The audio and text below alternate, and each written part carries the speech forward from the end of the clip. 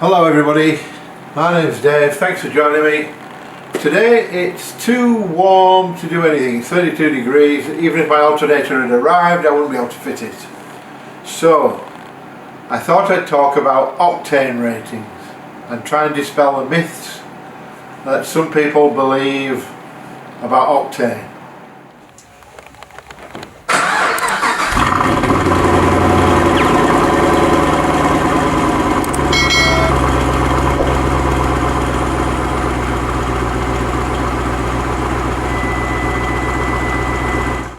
So is fuel octane and cetane all it's cracked up to be? Well, first of all, what is cetane? Cetane measures the fuel ignition quality in diesel, but more about that a bit later. By the way, I'm going to read you from the laptop rather than trying to scroll it up through the screen. So what exactly is octane? Well, we've heard of 91, 95 and 98. Maybe RON, MON and AKI. But what are they? What do they mean? I have heard people say I use 98 octane, it makes my car quicker. Is that true? Well, yes and no. It's a fact that some cars do benefit from a higher octane, but most family cars do not, and it is a placebo to think otherwise. All you are doing is spending more for nothing tangible. And for those who do not know what tangible is, it's perceivable by touch. Octane refers to the hydrocarbon molecule that gives petroleum the ability to resist detonating prematurely in the engine. This can cause engine knock or pinging during combustion, especially in too high a gear and the engine is labouring. Don't tend to get it much in automatic cars because they tend to change gear, whereas in manual cars you can be in whatever gear you like. The octane rating measures the amount of the molecule that is in everyday petroleum. The higher the octane number, the more hydrocarbon molecules, the greater the fuel's resistance to knocking. And since knocking can damage an engine, octane is very relevant. So are all octane ratings the same across the board, around the world? Well, of course not. Why would we make it that easy? We've got America in here, for example. You wish they were, but they're not. For example, in good old Australia, we know that 91 octane is the lowest you can buy, and 98 octane is the highest. In the USA, where else, 87 octane is the lowest, plus 91 and 93 are the highest. USA cannot even get octane ratings standardised across states, because in Arkansas 87, 89 and 91, and yet in other states 87, 91 and 93. The USA uses the AKI system, arithmetic average of RON and MON. This results in a different scale but is similar. The European Union uses RON to rate the octane quality of gasoline. RON scale ranges from 0 to 100, with the higher numbers indicating better knock resistance. Some common EU octane ratings are 95, 98 and 100. And just to be a little different, the UK uses RON 95, 97 and 98. So where is MON used? MON is used for aircraft fuels and in test laboratories. Also the manufacturers of fuel use MON, as do engine builders and fuel researchers. They all use MON. So what about acronyms? And for those who do not know what an acronym is, it is an abbreviation formed from the initial letters of other words pronounced as a word. For example, SAS is Special Air Service. I did use Save Our Souls, but I don't believe in souls, so. RON. RON stands for Research Octane Number, RON. MON stands for Motor Octane Number, and AKI stands for Anti-Knock Index. Just the Americans to be different. In the EU, 95 RON is equal to US 91 AKI, and 98 RON is equal to 93 AKI. So why do we have different octane numbers? Engines in different countries have different varying ratios of compression, cylinder head designs and ignition systems, which affect their sensitivity to knock and pinging.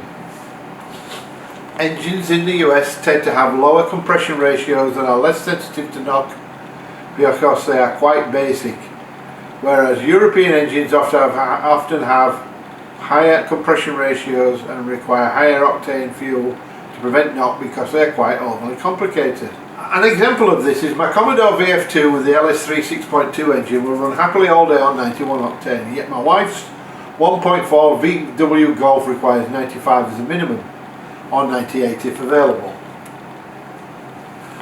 You hardly ever even hear knock these days. If you're older, like me, when I was young my dad's Ford Cortina knocked all the time, as it did his Vauxhall Viva and his newer Cortina, especially when the engines were labouring. In modern cars we have anti-knock devices or anti-knock sensors fitted.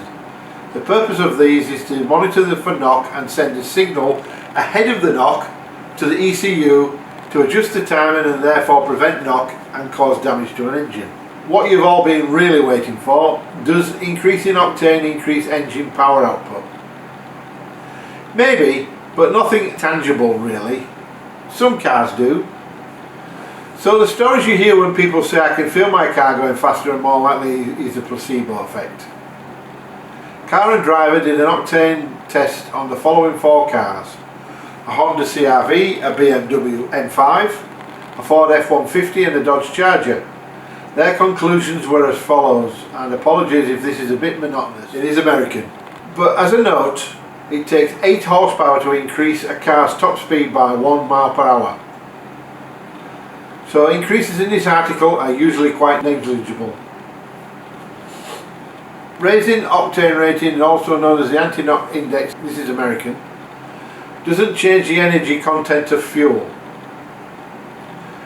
The higher octane rating indicates greater resistance to knock, the early combustion of fuel air mixture that causes cylinder pressure to spike.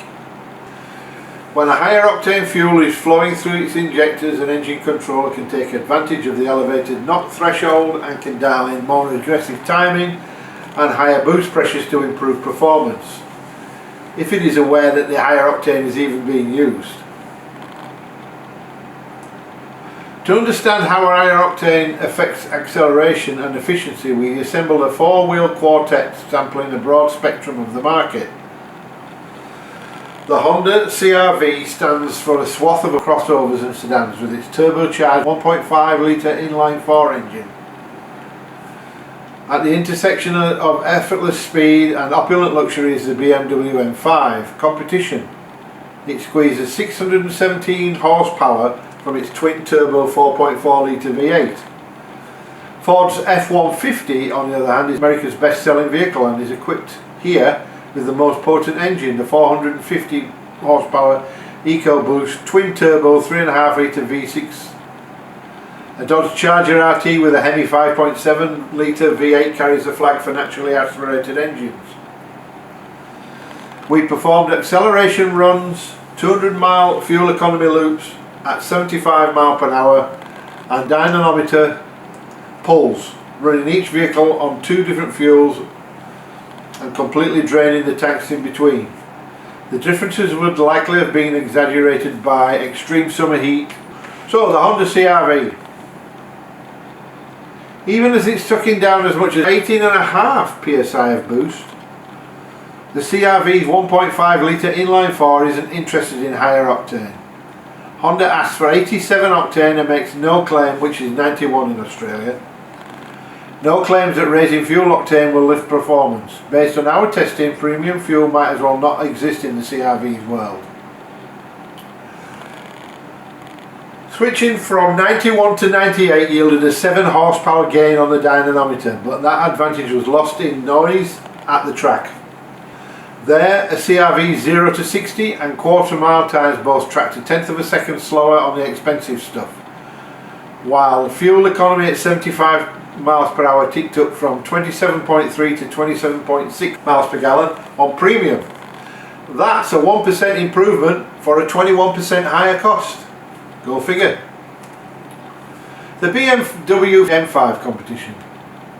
A mere thought of pumping regular unleaded intercontinental ballistic missile felt wrong.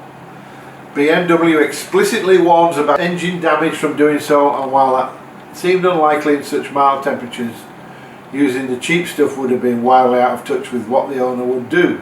BMW requires 91 octane fuel at the minimum, with 93 recommended, so 95 or 98 recommended. Same as a VW really. So we did just that, switching between common forms of premium petrol depending on which state you were in. The dyno results shocked us, not because of the 13 horsepower difference between 91 and 93. Remember, 8 horsepower to improve 1 mile an hour. That delta was in line with expectations. Our jaws were left hanging by just how much power and torque were measured on either fuel. The Uber 5 is seriously underrated. While BMW claims 1617 horsepower at the crank, the dyno reports it makes that much at the wheels after driveline losses, and both fuels produce significantly more torque than BMW's advertised 553 pounds-feet. A higher octane fuel trimmed a single tenth of a second across all of the M5's acceleration times. The result in a time bending 2.7 second slingshot to 60 mile an hour and 10.8 through a quarter of a mile. Lands this 5-seat, 4,000 pound 4-door squarely in the realms of supercars. The BMW also claimed the largest fuel economy margin in the test, but the 0.7 miles per gallon difference favoured the lower octane. The M5 competition standards prove that octane rating does make a difference, although in the case of 2 premium fuels, if you're forced to use 91 octane, you're hardly missing out. Ford F-150. At 128.7 horsepower per litre, the F-150's high output V6 engine is more dense than the Porsche 911 Carrera's twin turbo flat 6. Naturally then, the Ford hauls ass as efficiently, as effortlessly as it hauls half a tonne of manure. When fed 93 octane, this 5,500 pound self-propelled wheelbarrow will get from 0 to 60 in 5.3 seconds. Power at the wheel dropped from 380 to 360 horsepower with the change from 93 to 87. That difference seemed to grow and we could feel it from the driver's seat and the test track, compared with the premium fuel. Regular sapped for F-150's urgency. The rush to 60 mile an hour often softened to a still blistering 5.9 seconds and the quarter mile stretched from 14 to 14 and a half. Tapped into the Ford's CAN bus, we recorded a peak boost pressure of roughly 1.9 psi lower during acceleration runs on regular petrol, down more than 10% compared to the 18.1 psi peak on premium. The high octane petrol also helped with soft pedaling the accelerator, elevating 75 miles per hour fuel economy from 17 to 17.6. That won't make a financial case for running 93 octane, but then you didn't buy the expensive engine as a rational choice. You think of this EcoBoost engine's more aggressive high octane tune, the Dodge Charger RT. We always assumed that the mid-grade fuel existed chiefly to bilk a few more dimes from this type of people who ask a dealer to undercoat their car. Turns out it's also for owners of Chrysler Hemi 5.7 V8s, as the company recommends 89 octane fuel for this engine, with no mention on the fuel filler door, though a driver would have to read the manual to know. As we don't see that happening in the case of particular Charger RT, which was cherry-picked from the Detroit airport rental lot for our test, with just 600 miles on the odometer, looking as if it had already been hand washed with 80 grit sandpaper half a dozen times. The Charger is unlikely ever to taste 93 octane again. Oh well, Charger's manual says 87 octane will provide satisfactory fuel economy and performance. In our testing, satisfactory proved to be nearly identical to how the car performed on premium gas, similar to the BMW.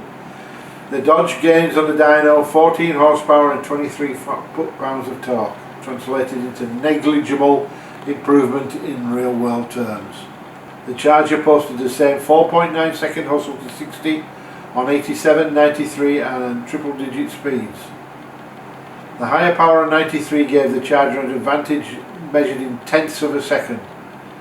The Dodge also posted a 0.3 miles per gallon improvement with its average of 23.5 miles per gallon. Just as important is on the iron block Hemi, and the Charger's ability to reduce its rear tyres to a jungle brim ground cover are affected by the fuel in the tank. So, while the Ford boosts F-150 out as an obvious exception, the Dodge Charger's numbers make for a tidy summary in our findings. If you buy fuel with an octane rating above the manufacturer's requirement, you're likely to feel it in your wallet more than the seat of your pants. And there you have it. So is higher octane fuel cleaner? While they may contain more detergent additives than lower octane fuels of the same brand, which can keep the fuel system cleaner, the primary purpose of high octane fuel is not cleaning your engine. Based on search results, it appears that some fuel companies, including Mobil Australia, add a detergent additive to their 91 octane fuel grades: Special Unleaded 91, Special E10 94, Extra 95 and Supreme 98. This additive is designed to improve engine performance by helping vehicles run more smoothly. Additionally, according to the World Fuel Charter, unleaded fuel should contain fuel injector cleaners, intake valve cleaners and combustion chamber cleaners, which are often referred to as dirt busting additives. It's also important to note that not all 91 octane fuels contain these additives. And as stated in one of the search results, the regular fuel will burn properly and the premium fuel will burn properly, and therefore there is no reason why you should pay the extra money. So, should you use a higher octane rated fuel? The simple answer is usually the best, so no. Occam's razor. No, you should only use what the manufacturer recommends for most cars. The only thing that will increase your speed is your money flying out of your bank account. So diesel fuel does not have an octane rating, but it does have a cetane rating. Cetane measures the fuel ignition quality in a rating system. With the higher the number, the better the ignition quality. A good starting point on the topic is to understand the difference between cetane and cetane number. Cetane is a set of naturally occurring chemical compounds found in diesel fuel. The more volatile of the two is hexadecane, commonly referred to as cetane.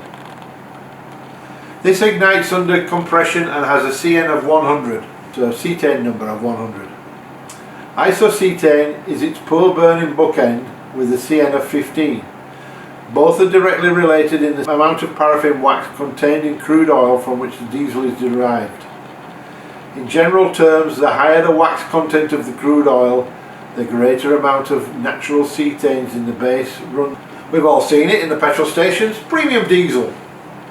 Is premium diesel better quality with higher cetane rating? No, it's not. It's the same as regular old Joe diesel, but with the different additives package being a differentiator. Otherwise, it sticks to the same ultra low sulfur rules as regular old diesel. Since 2009, all of Australia's diesel are required to be ultra low sulfur, which has 10 parts per million sulfur content. The standards also dictate things like cetane ratings, lubricity, biodiesel content and the cloud point. More on that later. Vortex diesel is Caltex's brand of premium diesel. It carries cleaning agent, rust inhibitor and foam inhibitor in comparison to normal diesel fuel. Exact details of the ingredients and benefits are not on its website, and even though it quotes an industry standard 32-hour testing procedure, Caltex falls short of any claims. Instead, the find said it was able to restore a significant loss of power, but how significant remains undisclosed.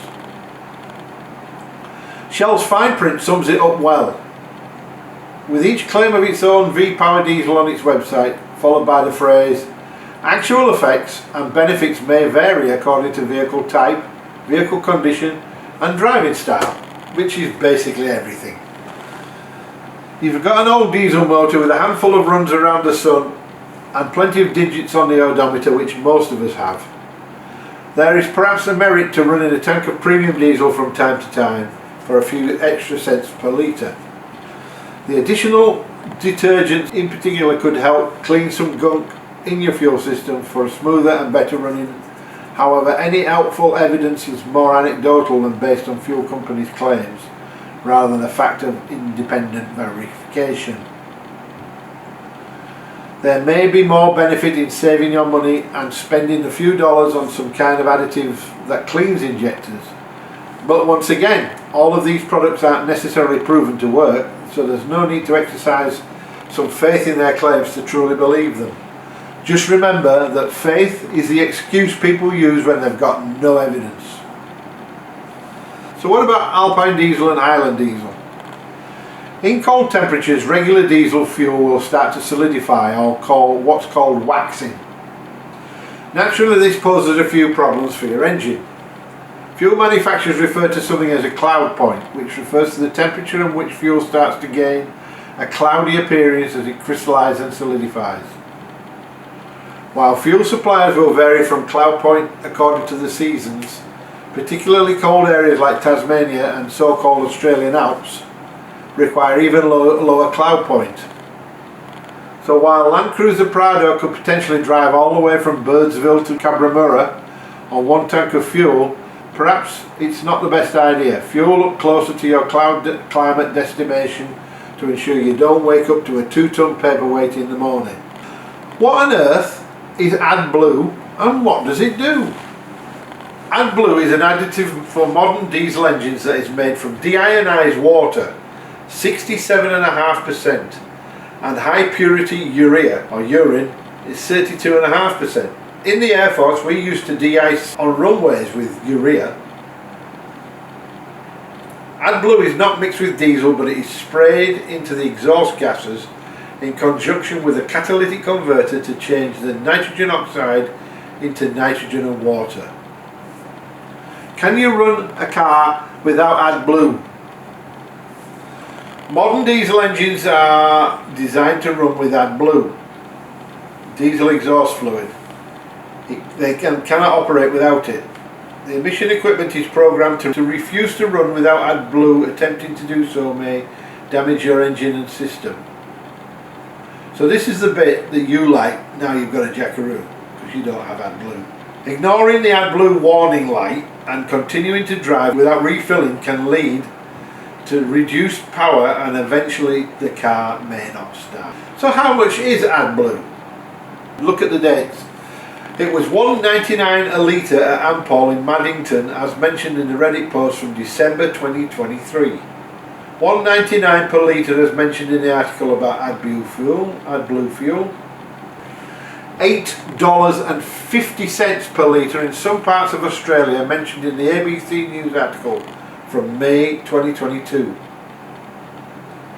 Currently in the Berwick area it is $1.89.9 a litre, but plan ahead because according to Petrol Spy it is only available in the major towns and nothing in smaller towns such as Cooma or Dargo, etc. So be warned. And that is Cetane and Octane. I hope you've learned something. I hope I'm not going to get any arguments in the comment section, but if you do, feel free to do so if you feel like you need to. Please like and subscribe. I need some support here, please. Thanks for joining me, and I'll see you when I put the alternator in on Monday. See you then. Bye now.